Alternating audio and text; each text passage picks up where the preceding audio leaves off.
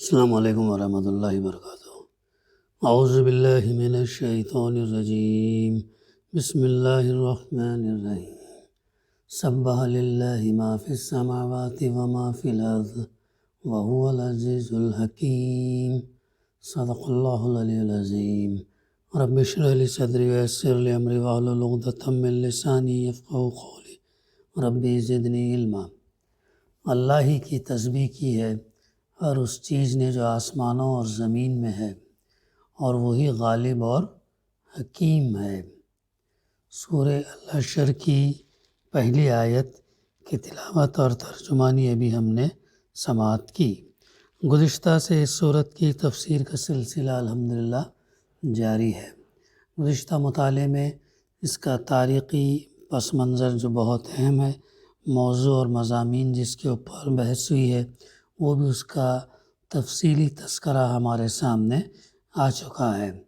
اب اس آیت کے ضمن میں سبح للہ ما فی السماوات، اللہ ہی کی تسبیح کی ہے ہر اس چیز نے، اور سورہ حدید کے اندر بھی یہی بات بتائی گئی، سبح للہ ما فی السماوات وما فی الارض۔ وہاں پر سورہ حدید میں سبح للہ ما فی السماوات والارض، یعنی ہمیشہ کائنات کی ہر چیز نے اس حقیقت کا اظہار اور اعلان کیا ہے کہ اس کا خالق اور پروردگار، پیدا کرنے والا، پرورش کرنے والا، اور ہر عیب اور ہر نقص سے اور ہر کمزوری سے اور ہر خطا اور برائی سے جو ہے پاک ہے۔ اس کا پیدا کرنے والا، اس کا رب جو ہے ہر ان تمام چیزوں سے پاک ہے۔ یہ اس کی ذات پاک ہے، اس کی صفات پاک ہیں، اس کے افعال پاک ہیں، اور اس کے احکام بھی، چاہے وہ تکوینی احکام ہو یا شرعی احکام ہو، سراسر پاک ہے۔ یہاں سبح صیغہ ماضی استعمال کیا گیا، اور بعض دوسرے مقامات پر یسبح مضارع استعمال ہوا، جس میں حال اور مستقبل دونوں کا مفہوم شامل ہے۔ اس کے معنی یہ ہوئے کہ کائنات کا ذرہ ذرہ ہمیشہ اپنے خالق اور رب کی پاکی بیان کرتا رہا ہے، آج بھی کر رہا ہے اور ہمیشہ جو ہے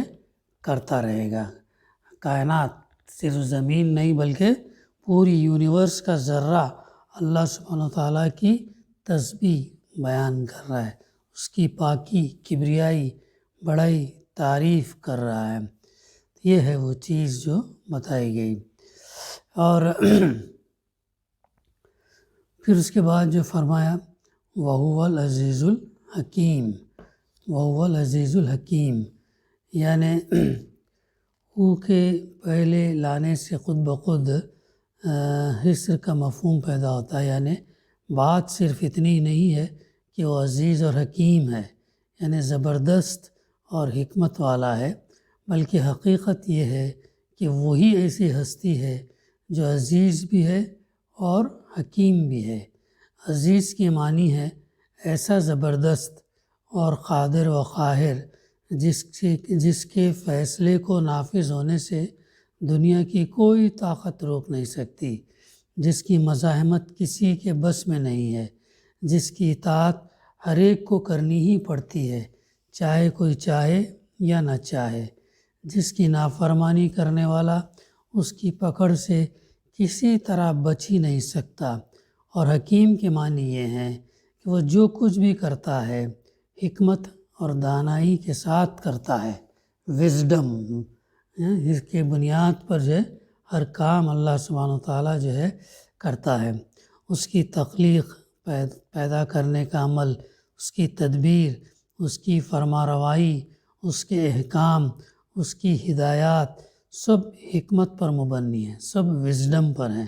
اس کے کسی کام میں نادانی اور حماقت اور جہالت کا شائبہ تک نہیں ہے۔ اس مقام پر ایک لطیف نقطہ اور بھی ہے جسے اچھی طرح سمجھ لینا چاہیے۔ قرآن مجید میں کم ہی مقامات ایسے ہیں جہاں اللہ تعالیٰ کی صفت عزیز کے ساتھ قوی، مقتدر، جبار اور ذو انتقام جیسے الفاظ استعمال ہوئے ہیں، جن سے محض اس کے اقتدار مطلق کا اظہار ہوتا ہے، اور یہ صرف ان مواقع پر ہوا ہے جہاں سلسلہ کلام اس بات کا متقاضی تھا کہ ظالموں اور نافرمانوں کو اللہ کی پکڑ سے ڈرایا جائے۔ اس طرح کے چند مقامات کو چھوڑ کر باقی جہاں بھی اللہ تعالیٰ کے لیے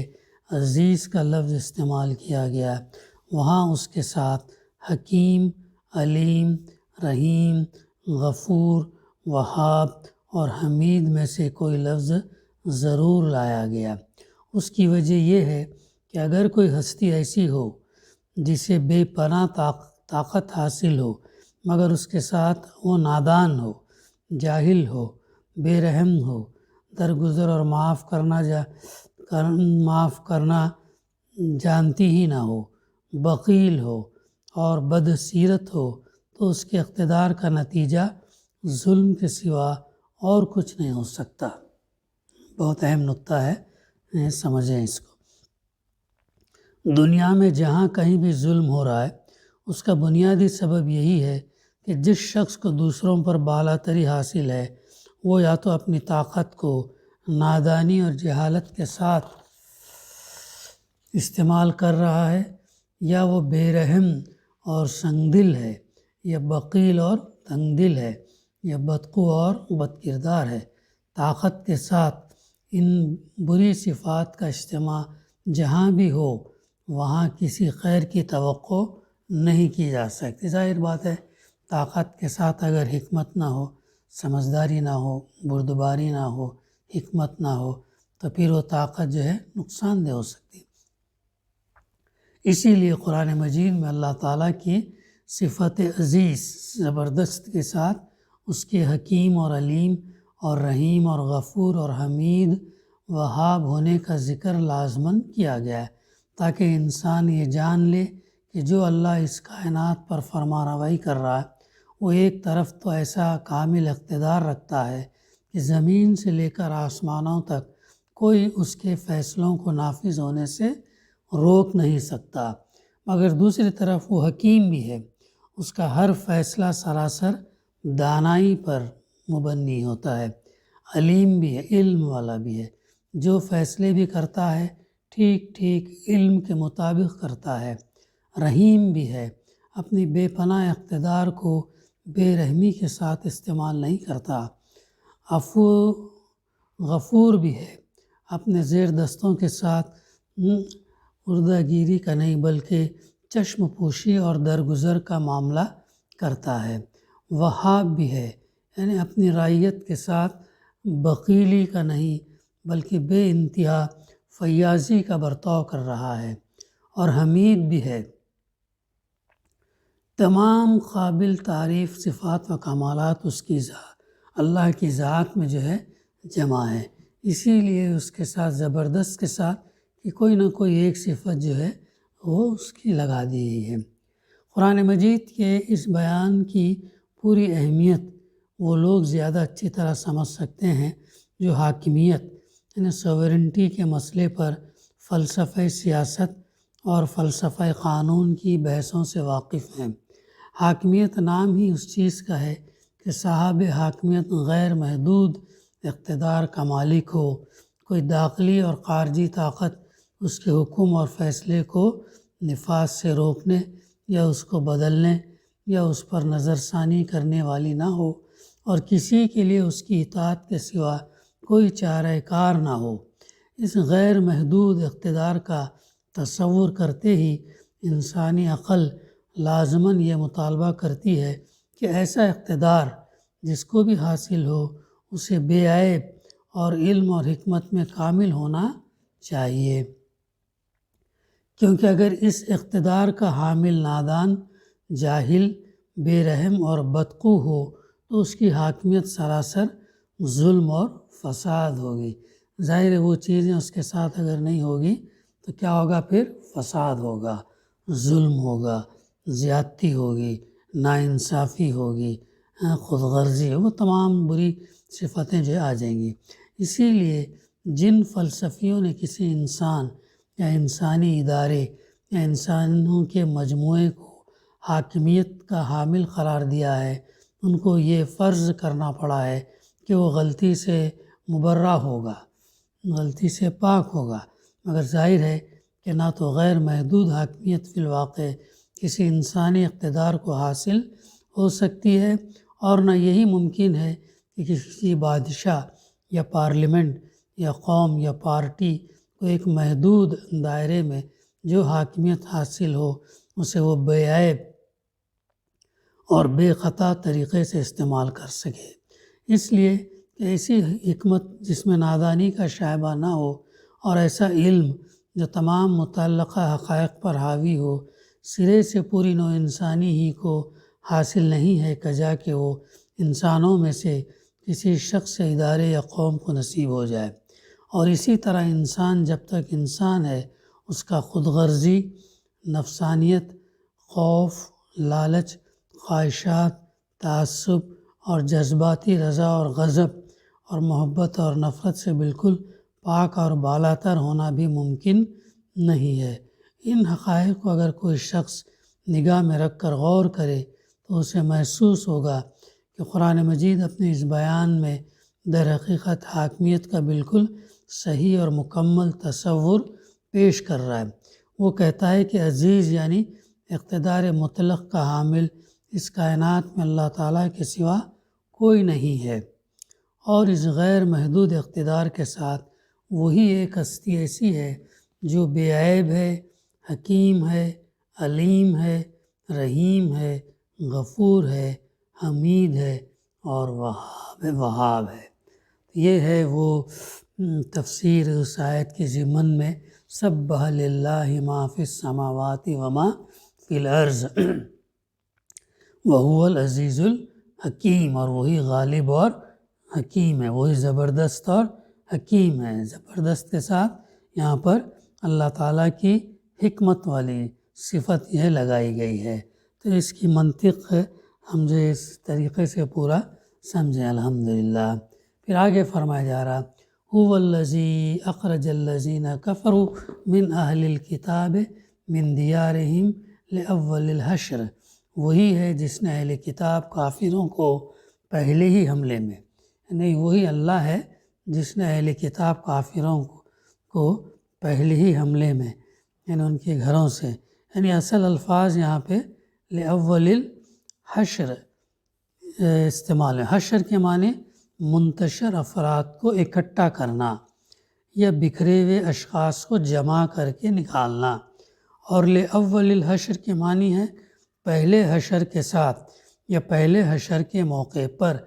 اب رہا یہ سوال کہ اس جگہ اول حشر سے مراد کیا ہے، تو اس میں مفسرین کے درمیان اختلاف ہے۔ ایک گروہ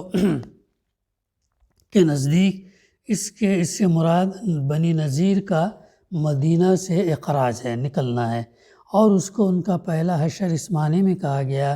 کہ ان کا دوسرا حشر حضرت عمر رضی اللہ کے زمانے میں ہوا، جب یہود اور نصارہ کو جزیرۃ العرب سے نکالا گیا،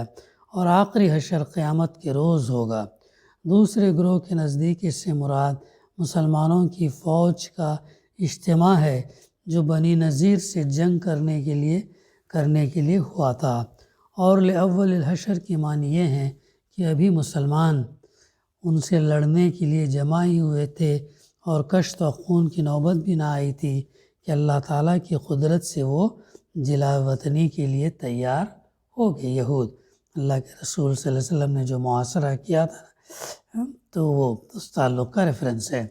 بالفاظ دیگر یہاں یہ الفاظ